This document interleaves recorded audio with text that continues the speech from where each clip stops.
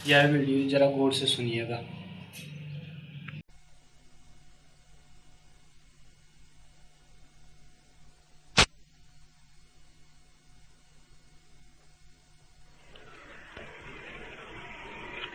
मैं अत्यंत आनंदित हूं कि आपसे संध्या अपने हृदय की थोड़ी सी बातें कर सकूंगा।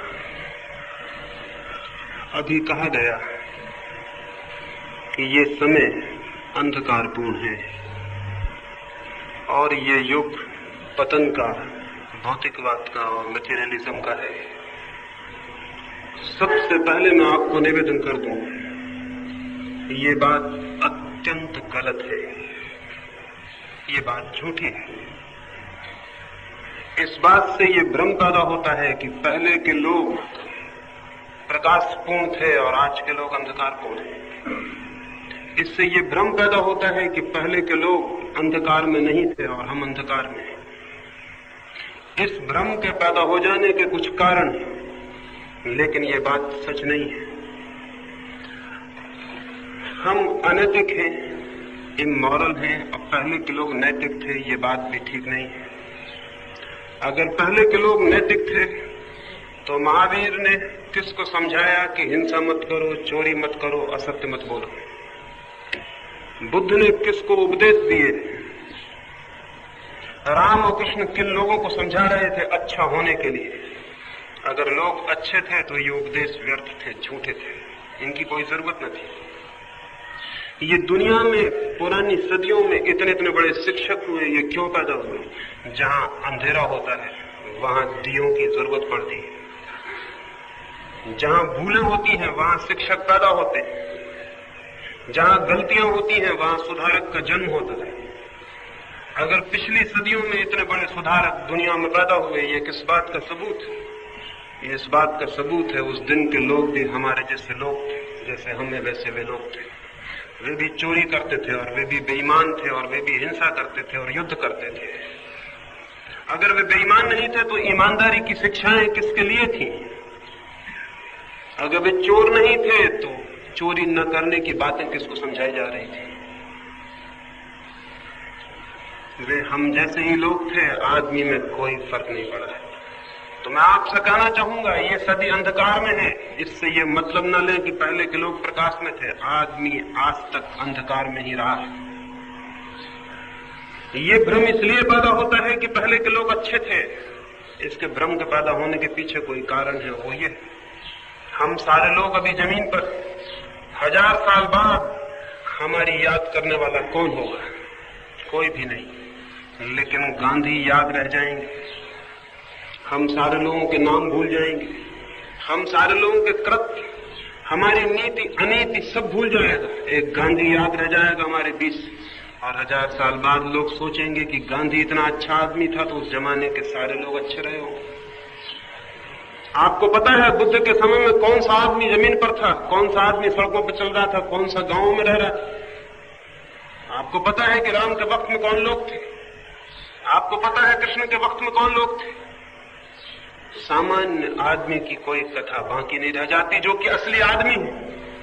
थोड़े से अपवाद, थोड़े से एक्सेप्शन से याद रह जाते हैं और उनकी याददाश्त पर हम निर्णय करते हैं कि पहले के लोग अच्छे रहे होंगे। बुद्ध अच्छे थे, महावीर अच्छे थे, तो गांधी अच्छे थे तो हम अच्छे हैं। बल्कि सच्चाई यह है कि अगर सारे लोग अच्छे हो जाएं तो गांधी को याद रखने की कोई जरूरत नहीं रह जाएगी। अगर महावीर के समय के सारे लोग अच्छे होते तो महावीर का नाम हम कभी का भूल गए होते। वो उस पूरे अंधेरे में एक आदमी चमकता हुआ था, इसलिए दिखाई पड़ रहा है आज तक। अगर सारे लोग चमकते हुए होते, वो महावीर कभी के भूल जाते, कृष्ण भी कभी के भूल जाते। ये 10-15 लोगों के नाम हमें याद है केवल इसलिए कि इस पूरी अंधेरी रात में 10-5 चमकते हुए सितारे थे। लेकिन आदमी की जिंदगी आज तक जमीन पर अंधेरे से भरी रही है। 15,000 युद्ध लड़े गए हैं 5,000 वर्षों में। 15,000 युद्ध किन लोगों ने लड़े? अगर वे अच्छे लोग थे तो कौन लड़ रहा था? हिंदुस्तान की जमीन पर बुद्ध के समय में 2000 राज्य थे और हर रोज इस जमीन पर लड़ाई हो रही थी। कौन लड़ रहा था वो लड़ाई? और लड़ाई प्रेम से लड़ी जाती, ईमानदारी से। लड़ाइयां कैसे लड़ी जाती? महाभारत हुआ हमारे इस मुल्क में। जिनको हम बहुत अच्छे लोग कहते थे, वे भी अपनी औरत को जुए पर दांव में लगा सकते थे। कैसे अच्छे लोग रहे होंगे। और अच्छे लोग थे तो जमीन के लिए लड़े। सारे मुल्क को शायद 2-4 हजार वर्ष के लिए रीढ़ तोड़ दी। जुआ खेलते थे, औरत को दांव पे लगा सकते थे। अच्छे लोग थे। बात असल ये है कि अतीत तो हमें भूल जाता है और वर्तमान हमें दिखाई पड़ता है। आप कहते हैं पीछे के लोग अच्छे थे और आज के लोग अंधेरे में। आज तक जमीन पर जितनी किताबें लिखी गई हैं, पुरानी से पुरानी किताब भी यही कहती है कि पहले के लोग अच्छे थे। वो पहले के लोग कब थे? आपने कोई ऐसी किताब पढ़ी है जो ये कहती हो आज के लोग अच्छे हैं? चीन में सबसे पुरानी किताब है, 6000 वर्ष पुरानी। वो भी कहती है कि पहले के लोग बहुत अच्छे थे, आज के लोग बिल्कुल बिगड़ गए, ये जमाना अंधकार का आ गया। 6000 वर्ष पुरानी किताब भी ये कहती है कि पहले के लोग अच्छे थे और आज का जमाना अंधकार का है। अगर आप उस किताब को पढ़े तो ऐसा लगेगा हमारे जमाने के बाबत कह रहे हैं ये लोग। नहीं, इसमें कोई बुनियादी भ्रम है। पहले के लोग अच्छे कहने का कारण ये नहीं है कि पहले के लोग अच्छे थे, लेकिन आज के आदमी को कंडेम करना हो, उसकी निंदा करनी हो, तो इसके सिवाय कोई उपाय नहीं कि हम पहले के आदमी को अच्छा कहें और इसको नीचा दिखाएं। इसको नीचा दिखाने की हमारी बड़ी इच्छा है। जो हमारे साथ आदमी खड़ा है उसे नीचा दिखाने की इच्छा है। इसको कैसे नीचा दिखाएं? इसको नीचे दिखाने का एक रास्ता है कि पहले के लोग बहुत अच्छे थे। अगर पहले के लोग अच्छे थे तो ये बुरे लोग उन अच्छे लोगों से कैसे पैदा हो गए? अगर पहले की संस्कृति और सभ्यता अच्छी थी तो ये दुष्परिणाम कैसे आया? ये उसी का तो फल है, ये उसी का तो कॉन्सिक्वेंस है, ये उसी में से तो निकला है। ये जो कुछ निकला है उससे ही पैदा हुआ है। मैं क्या कहना चाहता हूं ये बात कहके? मैं ये बात कहके ये कहना चाहता हूं कि ये सवाल किसी युग का नहीं है कि आदमी अंधकार में। यह आदमी का चित्त जैसा है अभी और आज तक जैसा रहा है, उस चित्त से यह अंधकार पैदा हो रहा है। यह किसी युग की भूल नहीं है, यह आदमी का चित्त जैसा है उसका परिणाम है। और जब तक हम आदमी के चित्त को बदलने की कीमिया, तरकीब, उसको बदलने की विधि नहीं समझ लेते, और जब तक हम बहुत बड़े पैमाने पर आदमी की चेतना को बदलने का उपाय नहीं करते, तब तक जमीन पर अंधकार रहेगा। यह किसी युग का सवाल नहीं है, यह सतयुग और कलयुग का सवाल नहीं है। ये सवाल आदमी के मन का है, और आदमी का मन वही है जो 5000 साल पहले था, उसमें कोई फर्क नहीं पड़ा। ये आदमी का मन क्या है जो अंधकार ले आता है? और इधर 5000 सालों में हमने कोशिश की इसको बदलने की, वो कोशिश असफल क्यों हो गई? और हम आज भी वही दोहराते हैं कि इस आदमी को बदलना है, तो उन्हीं बातों को दोहराते हैं जो 5000 साल में नाकामयाब साबित हो गई, फिर भी उन्हीं बातों को दोहराते हैं। तो ये जमाना आगे भी अंधकारपूर्ण रहेगा अगर उन्हीं बातों को हम दोहराए चले गए। वो कौन सी बातें हैं जिनकी वजह से आदमी का चित्त नहीं बदल सका? कौन सा कारण है जिसकी वजह से आदमी वहीं वहीं चक्कर काट रहा है, जैसे कोल्हू का बैल चक्कर काटता हो? जमाने गुजर जाते हैं, सदियां गुजर जाती हैं, आदमी वही का वही है। कौन सी बातें हैं? उनमें से एक बात सबसे शुरू में आपसे कहूं, निरंतर हमसे कहा जाता है कि आदमी को नैतिक होना चाहिए, मॉरल होना चाहिए। ये शिक्षा बहुत पुरानी है, ये कोई आज तो नहीं कहा जा रहा है, ये हमेशा से कहा जा रहा है। फिर आदमी नैतिक क्यों नहीं हो गया? तो हम दोष देते हैं कि आदमी की कोई गलती है इसलिए नैतिक नहीं हो गया। मैं आपसे कहना चाहता हूं, कोई आदमी नैतिक हो ही नहीं सकता बिना धार्मिक हुए, और धार्मिक होना बड़ी दूसरी बात है। कोई आदमी नैतिक नहीं हो सकता बिना धार्मिक हुए, लेकिन हमको तो बताया जाता रहा है कि नैतिक हो जाइए तो फिर आप धार्मिक हो सकते हैं, बिना नैतिक हुए धार्मिक नहीं हो सकते। ये बात बिल्कुल ही उल्टी और गलत है। नैतिकता, धार्मिक मनुष्य की सुगंध है। भीतर चित्त में धर्म हो तो जीवन में होती है नीति। अंतःकरण परिवर्तित हो जाए तो आचरण हो जाता है दूसरा। नीति का संबंध है आचरण से, धर्म का संबंध है अंतःकरण से। लेकिन 5000 वर्षों से हम कह रहे हैं आदमी को नैतिक बन जाने को, और बिना अंतःकरण बदले हुए जो आदमी अपने आचरण को बदल लेता है वो नैतिक तो नहीं होता, विकृत जरूर हो जाता है। क्या मतलब मेरा ये कहने का? मेरा कहने का ये मतलब है कि जो आदमी अपने जीवन को नैतिक बनाने में लगता है वो क्या करेगा? अगर उसके भीतर सेक्स है, काम है, जो कि होना चाहिए और है, उसके जीवन का स्वभाव का हिस्सा है, तो वो क्या करेगा नैतिक बनने को? वो आदमी ब्रह्मचर्य की कस्में लेगा नैतिक बनने को। ब्रह्मचर्य की कस्मों से क्या होने वाला है? इतना ही होने वाला है कि वह आदमी अपने सेक्स को भीतर दबाए चला जाएगा। ऊपर से ब्रह्मचर्य को ओढ़ लेगा और भीतर सेक्स को दबा लेगा, सप्रेस कर लेगा। वो दबी हुई कामुकता, वो दबा हुआ सेक्स नष्ट नहीं होगा, उसके भीतर उसके अचेतन मन की परतों में घूमने लगेगा, रात सपनों में आने लगेगा, कमजोर क्षणों में प्रकट होने लगेगा। वो उसके भीतर निरंतर मौजूद रहेगा और उसकी मौजूदगी उसको भयभीत कर देगी। वो घबराया हुआ रहने लगेगा। उसको अगर कहीं इस तरह दिख जाए तो वो घबराएगा, आंख बंद कर लेगा, वो दूर भागेगा, जंगलों में जाएगा, बस्तियां छोड़ेगा, क्योंकि भीतर भय है कि कहीं उसका ब्रह्मचर्य न टूट जाए। और ब्रह्मचर्य टूट जाने का भय क्यों है? भय है कि भीतर सेक्स की लहरें धक्के दे रही हैं, उनको वो ऊपर से दबाए हुए बैठा हुआ है। एक छोटी सी कहानी कहूं, उससे मेरी बात समझ में आए और मैं आगे बढ़ सकूं।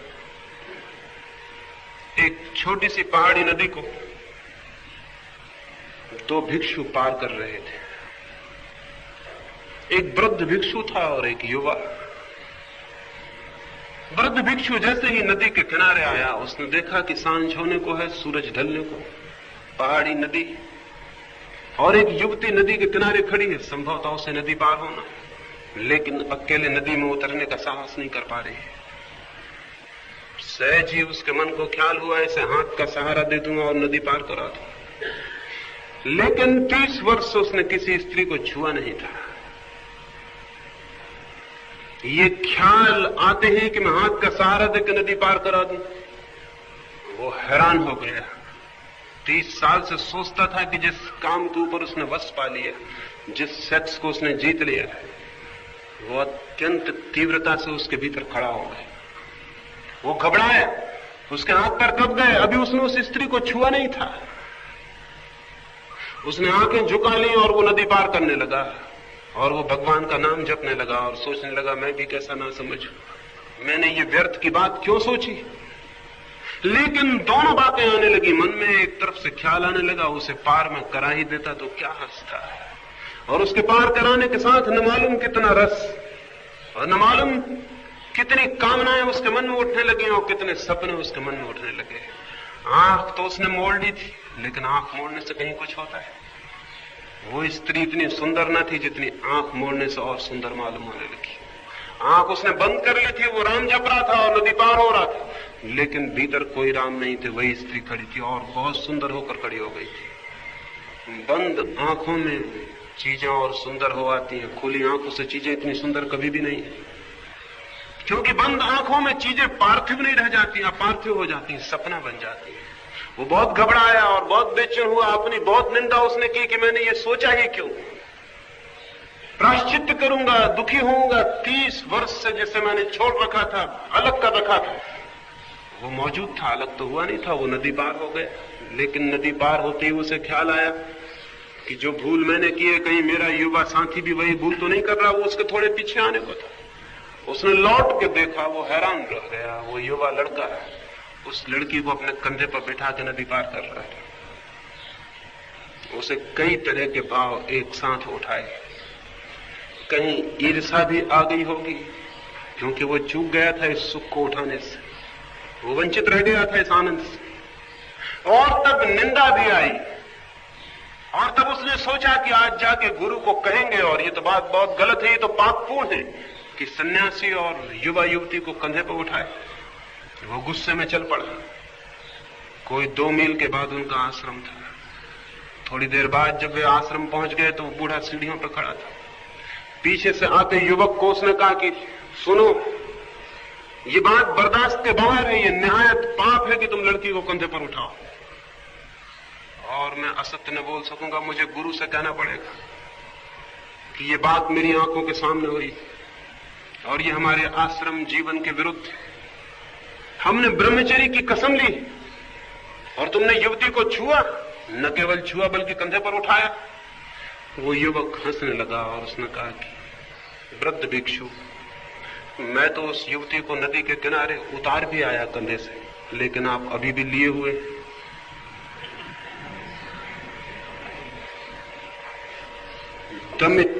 सप्रेस्ड माइंड चीजों को सिर पर तो नहीं लेता, लेकिन फिर भी वे उसके सिर पर चढ़ जाती हैं और जीवन भर उसके साथ चलती हैं। उन्हें उतारना कठिन हो जाता है, क्योंकि जिसे हम दबाते हैं वो नष्ट नहीं होता, वो हमारे भीतर छुप जाता है। हम जितना दबाते हैं वो हमारे भीतर और ज्यादा गहरे छुप जाता है। हम सत्य बोलने का व्रत लेते हैं और भीतर असत्य छिप के बैठ जाता है। हम ईमानदार होने की कसम खाते हैं और भीतर बेईमानी धक्के देती है। मनुष्य 2 हिस्सों में टूट जाता है, एक जैसा वो दिखाई पड़ता है और एक जैसा वो है। और ये जीवन भर का संघर्ष, ये जीवन भर की पीड़ा नरक बना देती है। अब इसमें 2 ही रास्ते हैं। अगर वो आदमी बहुत चालाक है, समझदार है, तो एक रास्ता पाखंड है, और वो रास्ता यह है कि वो ऊपर से तो जो दिखाई पड़ता है दिखता रहे, और भीतर जो है छुपे रास्तों से उसकी तृप्ति का भी मार्ग खोज ले। एक रास्ता तो ये है, और इसलिए नैतिक शिक्षा का अनिवार्य परिणाम पाखंड हुआ है। सारी दुनिया मनुष्य जाति पाखंडी हो गई है। उसको पाखंडी बनाने में नैतिक शिक्षा का हाथ है, जो ये सिखाती है कि सच बोलो, बेईमानी मत करो, झूठ मत बोलो, क्रोध मत करो, वासना मत लाओ। जो हर चीज में इंकार सिखाती है, उसका परिणाम यह होगा कि आदमी दमन करेगा, और दमन इतने परेशान कर देगा उसे कि वो छुपे रास्तों से प्रवेश करना चाहेगा। पाखंड पैदा होगा, और अगर वो जिद्दी हुआ और पाखंडी नहीं बना तो दूसरा विकल्प है कि वो पागल हो जाएगा, क्योंकि इतना टेंशन और इतना तनाव झेलना कठिन है। उस तनाव में, चिंता में, संताप में वो टूट जाएगा और विक्षिप्त हो जाएगा। इसलिए सभ्यता के विकास के साथ 2 तरह की बातें विकसित हुई हैं, पाखंड और पागलपन। क्या आपको पता है जितने हम सभ्य होते गए उतने ही हमारी संख्या पागलों की बढ़ती चली गई? क्या आपको पता है जितने हम शिक्षित होते गए हैं उतने ही हमें पागलखाने बढ़ाने पड़ गए? क्या आपको पता है कि जो हमारी जमीन पे सबसे ज्यादा शिक्षित और सभ्य मुल्क है, वही मुल्क सर्वाधिक मानसिक रोगों से भी पीड़ित है? अमेरिका में प्रतिदिन कोई 15 लाख से 30 लाख तक लोग अपनी मानसिक चिकित्सा के लिए सलाह ले रहे हैं। ये सरकारी आंकड़े, और सरकारी आंकड़े कभी सच नहीं होते। इससे ज्यादा लोग वहां खराब हालत में हैं। मानसिक चिकित्सकों की संख्या अमेरिका में एकदम तीव्रता से बढ़ती चली जाती है। अमेरिका सबसे ज्यादा सभ्य मुल्क है, इसका ये सबूत है। और कल जब आप भी सभ्य हो जाएंगे तो आपको भी पागलों की संख्या इतनी ही बढ़ानी पड़ेगी, क्योंकि बिना पागल हुए कोई सभ्य नहीं हो सकता। वो मुल्क पूरी तरह सभ्य कहा जाएगा जिस मुल्क के सारे लोग पागल हो जाएं। वहां सभ्यता चरम उत्कर्ष पर पहुंच गई, क्योंकि सभ्यता सिखाती है नैतिकता, और नैतिकता से पैदा होता है तनाव, द्वंद और कॉन्फ्लिक्ट। वो चित्त को बांट देती है, खंड खंड कर देती है। वो खंड खंड चित्त बड़ी बेचैनी में पड़ जाता है। तो एक रास्ता तो है कि वो पागल हो जाए, पागल होकर आत्मघात कर ले, आत्महत्या की संख्या भी सभ्यता के साथ बढ़ती है। दूसरा उपाय है कि वो बेईमान हो जाए और धोखा देने लगे, बाहर से कुछ दिखाई पड़े, भीतर से कुछ और हो जाए। पीछे लंदन में शेक्सपियर का एक नाटक चलता था।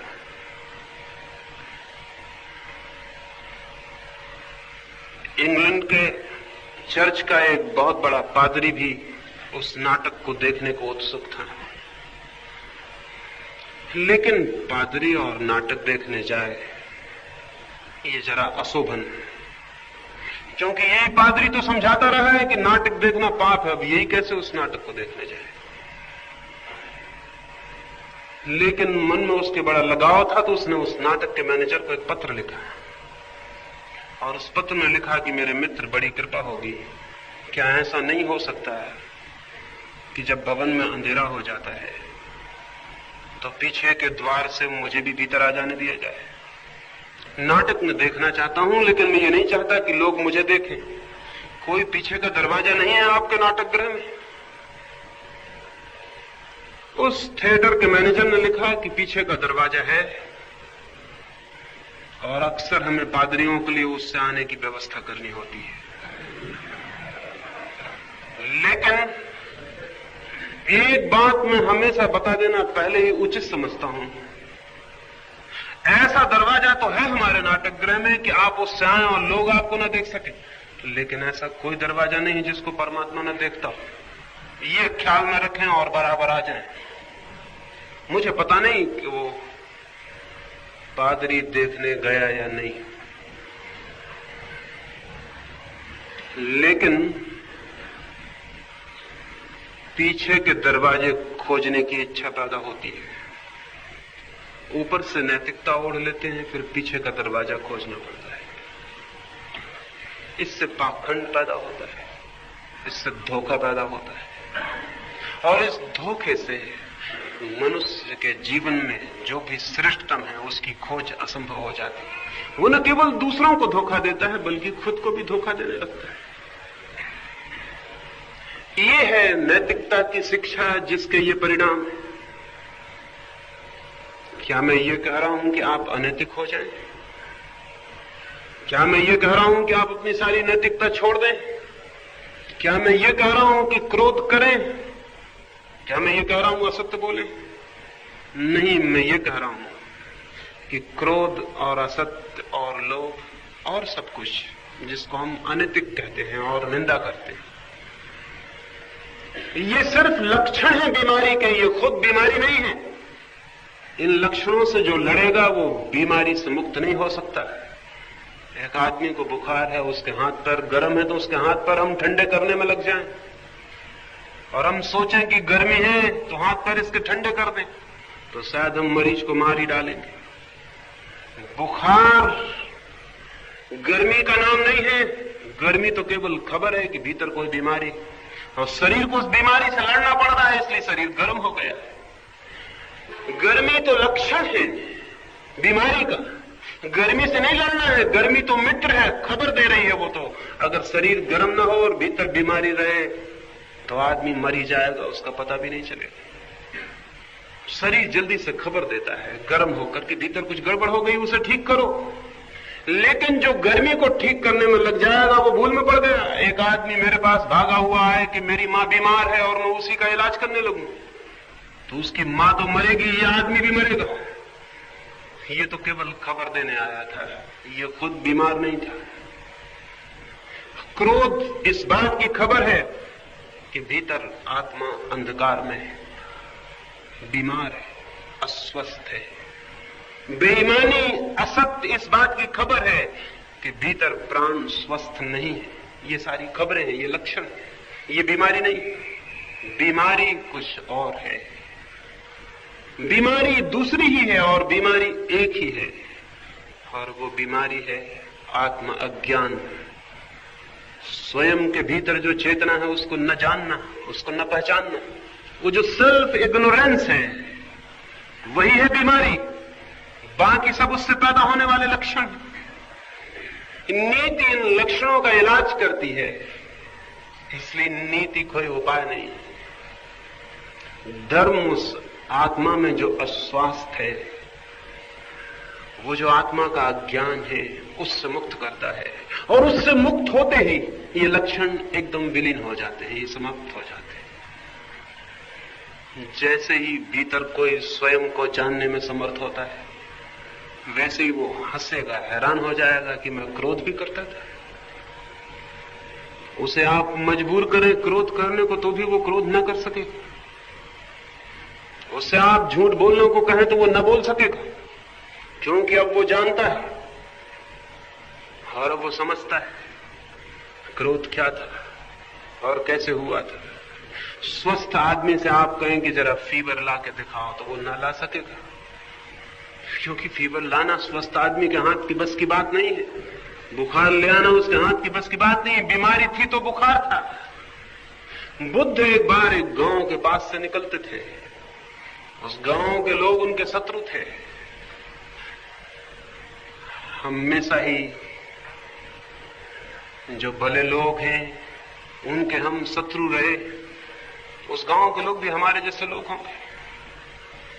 तो बुद्ध के शत्रु थे। बुद्ध उस गांव से निकले तो उन गांव के लोगों ने रास्ते पर उन्हें घेर लिया और उन्हें बहुत गालियां दी और बहुत अपमान किया, बहुत अशब्द बोले। बुद्ध ने सुना और बुद्ध ने फिर उनसे कहा, मेरे मित्रों, तुम्हारी बात पूरी हो गई हो तो मैं जाऊं, मुझे दूसरे गांव जल्दी पहुंचना। वे लोग थोड़े हैरान हुए होंगे और उन्होंने कहा, हमने क्या की कोई बातें कही हैं? हमने तो गालियां दी हैं सीधी और स्पष्ट। बुद्ध ने कहा, तुमने थोड़ी देर कर दी। अगर तुम 10 वर्ष पहले आए होते तो मजा आ गया होता, हम भी तुम्हें गाली देते, हम भी क्रोधित होते, थोड़ा रस आता, बातचीत होती। तुम थोड़ी देर करके आए हो। अब मैं उस जगह हूं कि तुम्हारी गाली लेने में असमर्थ हूं। तुमने गाली दी वो तो ठीक, लेकिन तुम्हारे देने से ही क्या होता है?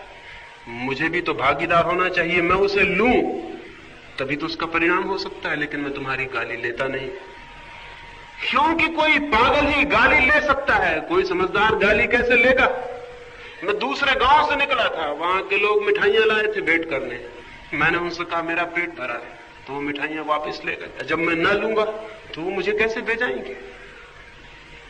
बुद्ध ने उन लोगों से पूछा कि वो लोग मिठाइयां वापस ले गए, उन्होंने क्या किया होगा? एक आदमी ने भीड़ में से कहा, उन्होंने अपने बच्चों को बांट दी होंगी, परिवार में दे दी होंगी।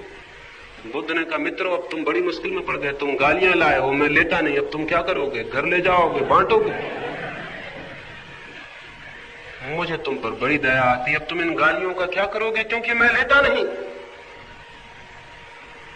क्योंकि जिसकी आंख खुली है वो गाली लेगा, और जब मैं लेता ही नहीं तो क्रोध का सवाल नहीं उठता। जब मैं ले लूं तब क्रोध उठ सकता है। आंखें रहते हुए मैं कैसे कांटों पर चलूं, और आंखें रहते हुए मैं कैसे गालियां लूं, और होश रहते मैं कैसे क्रोधित हो जाऊं? मैं बड़ी मुश्किल में हूं, मुझे क्षमा कर दो। तुम गलत आदमी के पास आ गए। मैं जाऊं, मुझे दूसरे गांव जाना है, जल्दी पहुंचना है। उस गांव के लोग कैसे निराश नहीं हो गए होंगे, कैसे उदास नहीं हो गए होंगे। बुद्ध ने क्या कहा? ये बुद्ध ने क्रोध को दबाया नहीं है, ये बुद्ध भीतर जाग गया, इसलिए क्रोध अब नहीं है। भीतर आत्मा जाने और जागे तो नीति तो वैसे ही चली आती है जैसे आदमी के पीछे छाया आती है। आदमी के पीछे छाया आती है, वैसे ही नैतिकता धर्म के पीछे आती है अपने आप, अनिवार्य। वो तो अपरिहारी है, वो तो आएगी, उसे लाने का कोई सवाल नहीं है। इधर हम हजारों वर्ष से आदमी को नैतिक लाने के लिए समझा रहे हैं, इसलिए नैतिकता नहीं आ पाई। आया है पाखंड, आया है पागलपन। नैतिकता धर्म तक नहीं ले जाती, लेकिन धर्म जरूर नैतिकता को ले आता है। धर्म की सुगंध है नीति, अनिवार्य सुगंध है। भीतर धर्म का फूल खिलता है, जीवन और आचरण में सुगंध फैल जाती है। तब क्रोध को मिटाना नहीं पड़ता, क्रोध पाया ही नहीं जाता है। और क्रोध से जो एनर्जी और जो ताकत और जो शक्ति प्रकट होती थी, वही शक्ति प्रेम से प्रकट होने लगती है। और जो सेक्स था वही शक्ति ब्रह्मचरी बन जाती है, सेक्स को दबाने से नहीं बल्कि स्वयं को जानने से। जीवन रूपांतरित होता है, ट्रांसफॉर्मेशन हो जाता है। एक आदमी अपने घर के बाहर खाद के ढेर लगा ले तो उस घर में रहना मुश्किल हो जाएगा, उस घर में दुर्गंध भर जाएगी, उस घर के पास से निकलना मुश्किल हो जाएगा, उस घर के वासी बहुत कठिनाई में पड़ जाएंगे, वो घर नरक हो जाएगा। लेकिन अगर वही आदमी उस खाद को अपनी बगिया में डाल दे और बीज बो दे तो उस घर में फूल खिल जाएंगे और घर में सुगंध फैल जाएगी, उसके रास्ते से निकलने वालों को भी सुगंध का फायदा मिलेगा। ये सुगंध क्या है? ये वही दुर्गंध है जो खाद में छिपी थी, वही रूपांतरित होकर पौधों में जाकर सुगंध बन गई। प्रेम क्या है? वही जो क्रोध था। और ब्रह्मचर्य क्या है? वही जो सेक्स था। ये दुश्मन नहीं है एक दूसरों के, ये उन्हीं शक्तियों का रूपांतरण है, वे ही शक्तियां परिवर्तित हो जाती हैं। इसलिए अगर आपके भीतर क्रोध है तो आप धन्य हैं, क्योंकि आपके भीतर ताकत है और प्रेम का जन्म हो सकता है। और अगर आपके भीतर सेक्स है तो आप धन्य हैं, क्योंकि वही ताकत ब्रह्मचरी बन सकती है, वही ताकत परमात्मा तक पहुंचने का मार्ग बन सकती है। इसलिए दुखी ना हो और आत्मनिंदा ना करें कि मेरे भीतर क्रोध है, काम है, फला है, डिका है। आत्मनिंदा ना करें, ये नैतिकता आत्मनिंदा सिखाती है, सेल्फ कंडेमनेशन सिखाती है। और जो आदमी खुद की निंदा करने लगता है, जो आदमी अपनी ही आंखों में गिर जाता है, उस आदमी के विकास के सब द्वार बंद हो गए, उस आदमी का ऊर्ध्वगमन बंद हो गया, अब वो ऊपर नहीं जाएगा, अब उसकी नीचे की यात्रा शुरू हो गई। वो जितना अपनी की निंदा करेगा उतना ही नीचे गिरता जाएगा और नीचे गिरता जाएगा। इसलिए जिन कौमों ने बहुत नैतिकता की बातें की हैं, उनका आदमी एकदम कुरूप हो गया है, एकदम अगली हो गया। जिन कौमों ने नैतिकता की बहुत बातें की हैं, उनका आदमी दीनहीन हो गया, उसके चित्त में बड़ी ग्लानि, आत्मग्लानि पैदा हो गई, उसके भीतर वो गौरव और गरिमा नष्ट हो गई, क्योंकि सब पाप ही पाप उसको दिखाई पड़ता है। क्रोध ईमान नहीं है, बेईमानी है, चोरी है, ये सब क्या है उसको सब भीतर खोजता है तो पाप ही पाप दिखाई पड़ता है। और इस पाप ही पाप में वो दबा जाता है, टूटा जाता है, नष्ट हुआ जाता है। इस ग्लानि को छोड़ दें, ये ग्लानि बहुत अशुभ है। ये जीवन की शक्तियां हैं जिनकी आप निंदा कर रहे हैं। ये शक्तियां आज जिस रूप में प्रकट हो रही हैं, वो रूप जरूर शुभ नहीं है, लेकिन यही शक्तियां दूसरे रूप में प्रकट हो सकती हैं और वो रूप बहुत शुभ हो सकता है। उसकी बदलाहट का रास्ता सीधी लड़ाई नहीं है, उसकी बदलाहट का रास्ता बहुत भिन्न है। जैसा मैं निरंतर कहता हूं, अगर इस कमरे में अंधकार भरा हो और हम उसको लड़के धक्के देकर निकालने लगे तो हम निकाल ना पाएंगे। क्यों? अंधेरा बहुत ताकतवर है, इसलिए शायद जब न निकाल पाएंगे तो हमको यही ख्याल पैदा होगा कि इतने लोग हैं हम और इस कमरे के अंधेरे को निकालते हैं और अंधेरा नहीं निकलता, हम कमजोर हैं, अंधेरा ताकतवर है, यही ख्याल पैदा होगा। सीधा लॉजिक यही है, हम निकालते हैं और नहीं निकलता, हम हार जाते हैं, वो जीत जाता है, वो ताकतवर है। लेकिन मैं आपसे कहता हूं, अंधेरा ताकतवर नहीं, अंधेरा है ही नहीं, इसलिए आप नहीं निकाल पाते। अगर वो होता तो हम अपनी ताकत बढ़ा सकते थे, डायनामाइट ले आते और तलवारें ले आते और एटम बम ले आते और निकाल देते। लेकिन हम कुछ भी ले आए, हम निकाल ना पाएंगे, अंधेरा है ही नहीं। फिर भी दिखाई तो पड़ता है। और जब मैं कहता हूं अंधेरा नहीं है तो मेरा मतलब क्या है? मेरा मतलब है अंधेरा प्रकाश की एब्सेंस है, अनुपस्थिति है। अंधेरा किसी चीज की प्रेजेंस नहीं है, अंधेरा कोई चीज नहीं है, अंधेरा केवल अभाव है, केवल एब्सेंस है। प्रकाश नहीं है, इसी का दूसरा नाम अंधेरा है। अंधेरा अलग से कुछ भी नहीं है। इसलिए आप दिया जला लें और खोजें अंधेरा कहां है, तो वो अंधेरा आपको नहीं मिलेगा। शायद आप सोचेंगे बाहर चला गया, तो आप गलती में हैं। आप गलती में अगर सोचते हैं बाहर चला गया, बाहर भी प्रकाश जला लें सब तरफ और यहां दिया जलाएं, तो आपको अंधेरा कहीं से जाता हुआ दिखाई नहीं पड़ेगा। अंधेरा था ही नहीं, चला गया, ये भाषा की गलती है। आ गया, ये भी भाषा की गलती। केवल प्रकाश आता है और प्रकाश जाता है, अंधेरा ना आता और ना अंधेरा जाता, अंधेरा नहीं है। इसलिए जो लोग अंधेरे से सीधी लड़ाई लड़ेंगे वो पागल हो जाएंगे और या पाखंडी हो जाएंगे। अगर कोई आदमी एकदम आके घर के बाहर कहे कि हाँ मैंने अंधेरे को निकाल के बाहर कर दिया, तो समझ लेना ये पाखंडी है। और अगर वो कहे कि मैं लड़ रहा हूं, परेशान हुआ जा रहा हूं, अंधेरा निकलता नहीं है, लेकिन लड़ाई तो जारी रखनी है, अंधेरे को निकाल नहीं है, तो समझना कि यह आदमी पागल होने के रास्ते पर चल रहा है। अंधेरे को निकालने का तो कोई रास्ता नहीं है, लेकिन प्रकाश को जलाने का रास्ता है। और हम अब तक अंधेरे को निकालने में लगे रहे। हम बच्चों को सिखाते हैं क्रोध मत करो, बेईमानी मत करो, ये ना करो, वो ना करो, सब ना करो, सब अंधेरे को निकालने की बातें हैं। प्रकाश को जलाना सिखाइए, अंधेरे को निकालने का कोई सवाल नहीं है। भीतर जो चेतना है, जो कॉन्शियसनेस है, उसे जगाने का रास्ता है। उसे जगाइए, उसे उठाइए, उभारिए। वो जो भीतर सोई है चेतना, उसे जगाइए। वो जितनी जगेगी उतना ही अंधेरा नहीं पाया जाएगा। वो दिया जल जाए, अंधेरा नहीं। आत्मज्ञान वो दिया है, धर्म उस दिए को जलाने का उपाय है, नीति उपाय नहीं है। नीति से ज्यादा घातक, ज्यादा पॉइजनस, ज्यादा विषाक्त और जहरीली और कोई बात नहीं है। और दुनिया ये जो इतनी अनैतिक दिखाई पड़ रही, ये नैतिक शिक्षा का परिणाम है। ये मत सोचिए कि नीति की कमी के कारण ऐसा हो रहा है, ये नीति की अति शिक्षा की प्रतिक्रिया है। अब ऊब गए 5000 साल में लोग इस शिक्षा से, और कुछ नहीं हुआ इस शिक्षा से, तो वो इसके विरोध में खड़े हैं। अब वो कहते हैं कि कुछ नहीं हुआ इससे, हम शराब पिएंगे, नाचेंगे, कूदेंगे, जो हमारे मन में होगा हम करेंगे। देख ली तुम्हारी शिक्षा और देख ली तुम्हारी सभ्यता।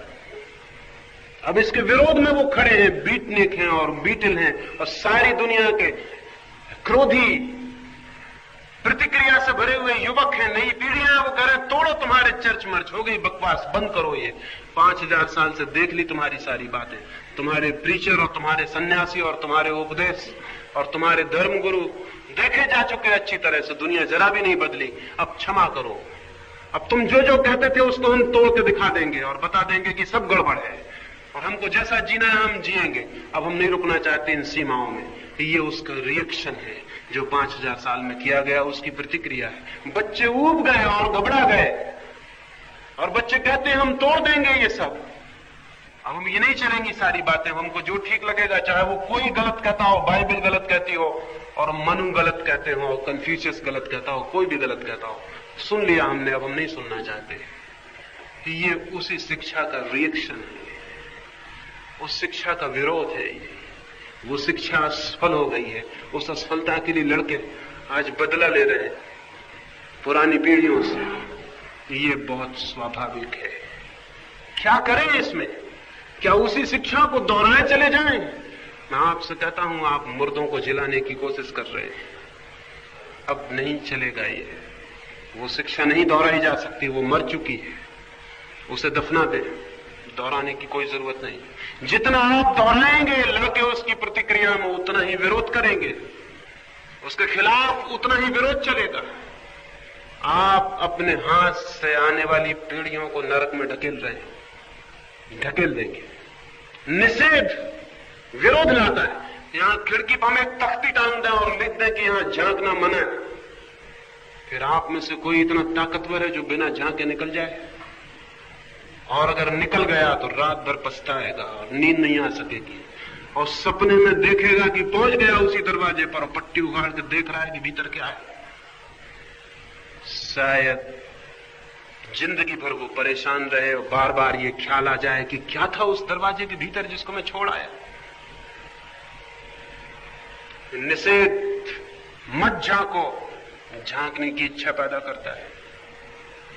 नैतिक शिक्षा ने अनैतिक होने की भावदशा पैदा कर दी। मत करो, मत करो, मत करो। सब तरफ से ये आवाज, भीतर बच्चों के मन में ये प्रतिक्रिया बन गई कि करो करो करो। फ्रेड अपनी पत्नी और अपने बच्चे के साथ एक दिन एक बगीचे में गया। छोटा बच्चा था। उसकी पत्नी ने कहा कि देखो,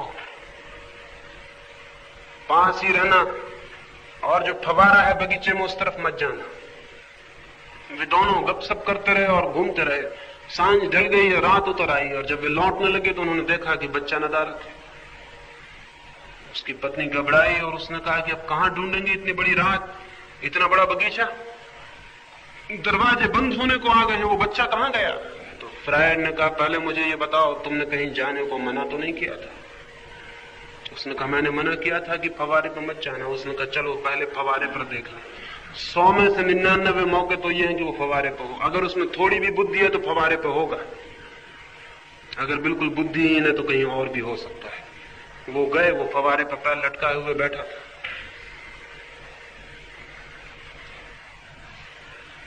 ये बच्चों में जो प्रतिक्रिया आई है, ये बुद्धिमत्ता का लक्षण है। बुद्धिहीन रहे होंगे वो लोग जिन्होंने इसके खिलाफ विरोध नहीं किया। बढ़ती हुई बुद्धिमत्ता और विचार इसका विरोध करेगी, क्योंकि निषेध का विरोध बिल्कुल स्वाभाविक है। फिर अब हम क्या करें? जाने दें गर्त में, जो हो होने दें। नहीं, ये मैं नहीं कह रहा हूं, मेरी बात को गलत ना समझ लें। मैं ये कह रहा हूं कि हम जो कर रहे थे वो गलत था, कुछ और किया जा सकता है। निषेध ना करें, ये ना कहें ये ना करो, ये ना करो, ये ना करो, चित्त पर ये भाव ना लाएं, बल्कि क्या करो, किसको जगाओ।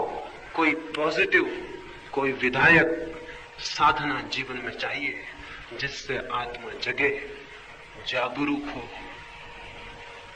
तो आज की संध्या तो मैं इतना ही कहूंगा, निषेधात्मक नीति अर्थहीन है, अर्थहीन ही नहीं व्यर्थ है, व्यर्थ ही नहीं घातक है।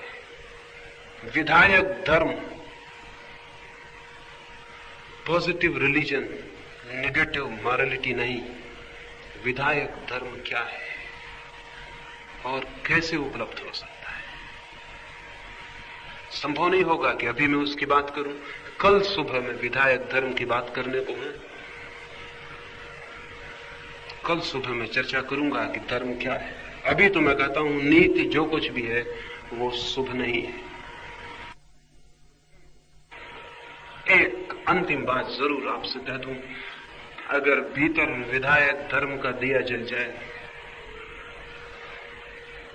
तो सारा जीवन बदल जाता है, क्योंकि रूट्स, जड़ों को हम पकड़ लेते हैं। मौत से तंग अपने बचपन की एक घटना कहा है। कहा कि मैं छोटा था, मेरे मां की एक बहुत खूबसूरत बगिया थी। उस बगिया में बड़े प्यारे फूल लगते थे। सारे गांव के लोग उस बगिया के फूलों को देख के हैरानी में रह जाते थे और दूर दूर के गांव के लोग उन फूलों को देखने आते थे। मां बीमार पड़ी। उसे बीमारी की उतनी चिंता न थी जितनी अपनी बगिया की थी कि उसके फूलों का, उसके पौधों का क्या होगा, कहीं वो बिगड़ न जाए, कहीं वो सूख न जाए। उसने बड़े जीवन भर की मेहनत से उस बगिया को खड़ा किया था, उसने खुद मेहनत की थी। वो चिंतित थी तो माओ ने अपनी मां को कहा, चिंता ना करें, मैं आपकी बगिया की देखभाल कर लूंगा, मैं फिक्र कर लूंगा, आप चिंता ना करें। और वो सुबह से शाम तक बगिया की फिक्र करने लगा। लेकिन 2-4 दिन बीते कि उसको हैरानी हुई, पौधे सूखने लगे और कुमलाने लगे। तेज धूप के दिन थे और बगिया मुरझाने लगी और जो कलियां आई थी वो कलियां ही रह गई, फूल न बन पाई। वो बड़ा चिंतित हुआ और ज्यादा मेहनत करने लगा। सुबह से शाम तक बगिया में ही मेहनत करता। लेकिन 15 दिन बाद मां जब थोड़ी ठीक हुई और बगिया में आ सकी, तब तक बगिया बर्बाद हो गई थी। पौधे कुमलाए हुए खड़े थे, पत्ते सूख गए थे। उसकी मां हैरान हुई। उसने कहा, तुम दिन भर बगिया में रहते थे और ये क्या हाल हुआ?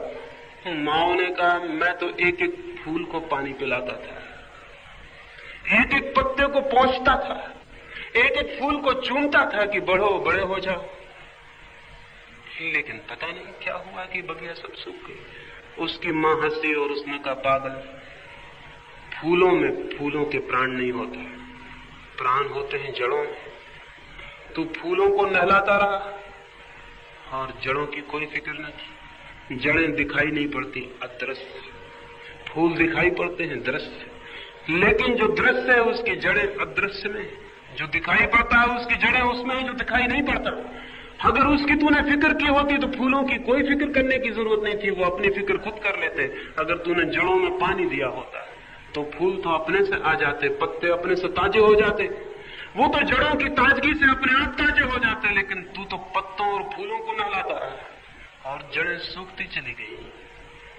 जड़ें सूख गई तो पत्तों और फूलों को कोई कितना ही नहलाए, उससे कुछ भी नहीं हो सकता। मैंने जब ये बात सुनी तो मैं हैरान हुआ।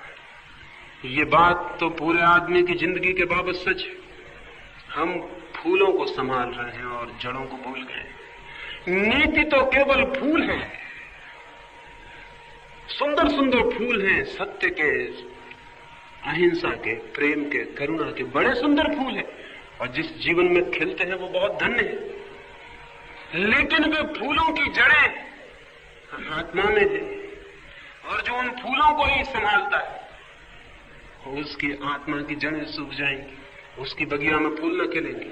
फिर एक रास्ता है, बाजार में प्लास्टिक के, कागज के फूल मिलते हैं, वो उनको खरीद लाएगा और उनको अपने ऊपर से चिपका लेगा और फिर उन्हीं फूलों को मान के जी लेगा।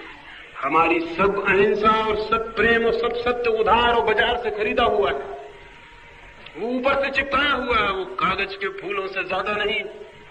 उसकी जड़ें धर्म की आत्मा से नहीं निकली है। इसलिए तो कैसे हम धर्म की जड़ों को पकड़ पाए, जीवन की जड़ों को, वो जो रूट्स है हमारे भीतर, उनको हम कैसे पानी दे पाए, वो बात तो अभी नहीं करूंगा, वो कल सुबह के लिए छोड़ देता हूं। वो कल सुबह मैं आपसे बात करूंगा। मेरी इन बातों को इतनी शांति और प्रेम से सुना है। हो सकता है उनमें से बहुत सी बातों ने बड़ी चोट पहुंचाई हो। अगर पहुंचाई हो तो मैं बहुत आनंदित हो जाऊंगा, क्षमा नहीं मांगूंगा, क्योंकि मैं चाहता हूं कि चोट पहुंचे। चोट पहुंचती है तो चिंतन पैदा होता है। धन्यभागी हैं वे जिनको चोट पहुंच जाती है, अभागे तो वे हैं जो बैठे सुनते रहते हैं, उनको कोई चोट भी नहीं पहुंचती, उनको कोई परेशानी भी नहीं होती, उनको कोई बेचैनी भी नहीं होती, उनमें कोई चिंतन भी पैदा नहीं होता। तो जिन जिन मित्रों को चोट पहुंची हो उनका मैं बहुत अनुग्रहित हूं, और जिनको न पहुंची हो अगली बार आऊंगा तो और ज्यादा चोट पहुंचाने की कोशिश करूंगा ताकि उनको भी पहुंच जाए। मेरी बातों को इतनी शांति और प्रेम से सुनो, उससे बहुत बहुत धन्यवाद। अंत में सबके भीतर बैठे हुए परमात्मा को प्रणाम करता हूं, मेरे प्रणाम स्वीकार करें। अगर यह वीडियो आपको अच्छी लग रही हो तो वीडियो को लाइक और चैनल को सब्सक्राइब करें।